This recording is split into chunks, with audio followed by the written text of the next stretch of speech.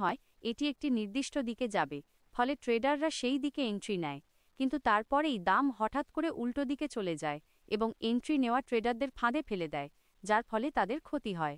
এটি বিশেষ করে কোটেক্স ও টিসিএর মতো প্ল্যাটফর্মে 1 মিনিটের মতো কম টাইম ফ্রেমে খুব সাধারণ। ট্র্যাপ বোঝার বা শনাক্ত করার কিছু উপায় নিচে দেওয়া হল। 1. ভলিউম পর্যবেক্ষণ।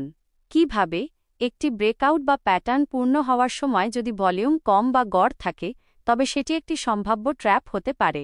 সত্যিকারের ব্রেকআউটে সাধারণত উচ্চ ভলিউম দেখা যায়।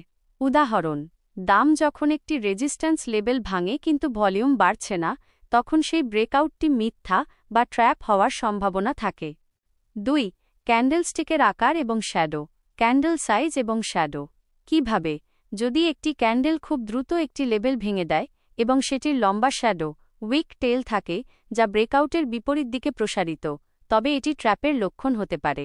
উদাহরণ: একটি শক্তিশালী বুলিশ ক্যান্ডেল যা রেজিস্ট্যান্সের উপরে বন্ধ হয় কিন্তু এর উপরের দিকে একটি লম্বা শ্যাডো থাকে, যা নির্দেশ করে যে ক্রেতারা দামকে উপরে ধরে রাখতে পারেনি। 3. কি লেভেলে দামের প্রতিক্রিয়া। প্রাইস অ্যাকশন অ্যাট কি লেভেলস। কিভাবে সাপোর্ট বা রেজিস্ট্যান্স লেভেলে দামের গতিবিধি মনোযোগ দিয়ে দেখুন। যদি দাম একটি লেভেল ভেঙে দেয় কিন্তু পরবর্তী ক্যান্ডেলটি দ্রুত সেই লেভেলের ভেতরে ফিরে আসে, তবে এটি একটি ট্র্যাপ। উদাহরণ: দাম একটি সাপোর্ট লেভেলের নিচে নেমে গেল, পুটের জন্য এন্ট্রি নেওয়ার সিগন্যাল, কিন্তু পরের 1 মিনিটের ক্যান্ডেলটি দ্রুত সাপোর্টের উপরে ফিরে এল। এটি একটি bear trap. 4. Candle closing. Candle closing. কিভাবে ব্রেকআউটের জন্য ক্যান্ডেল ক্লোজিং পর্যন্ত অপেক্ষা করুন। একটি ক্যান্ডেল একটি লেবেল ভেঙে দিচ্ছে মনে হলেও এটি বন্ধ হওয়ার সময় লেবেলের ওপরে বা নিচে নাও থাকতে পারে।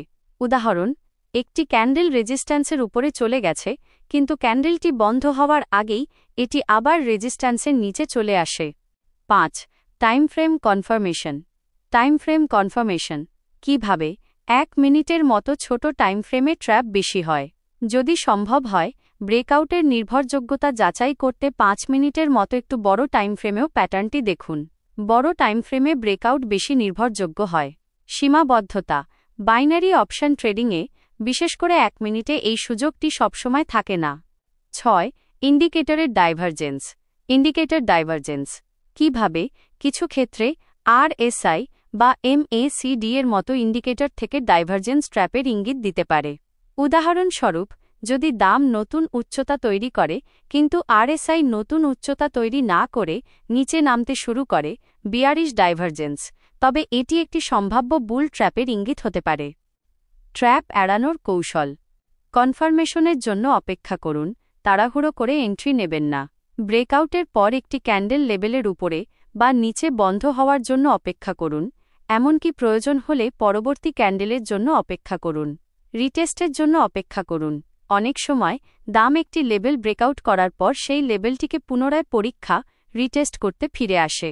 যদি লেবেলটি সাপোর্ট রেজিস্ট্যান্স হিসেবে ধরে রাখে, তবে সেটি একটি অপেক্ষাকৃত নিরাপদ এন্ট্রি হতে পারে। ভলিউম কনফার্মেশন ছাড়া ট্রেড করবেন না। ব্রেকআউট হলে ভলিউম বৃদ্ধি খুবই গুরুত্বপূর্ণ। ঝুঁকি ব্যবস্থাপনা। বাইনারি ট্রেডিংয়ে আপনার মূলধনের একটি ছোট অংশ নিয়ে ট্রেড করুন। এখানে একটি চিত্র রয়েছে যা একটি সাধারণ ট্র্যাপ পরিস্থিতি বোঝাতে সাহায্য করবে।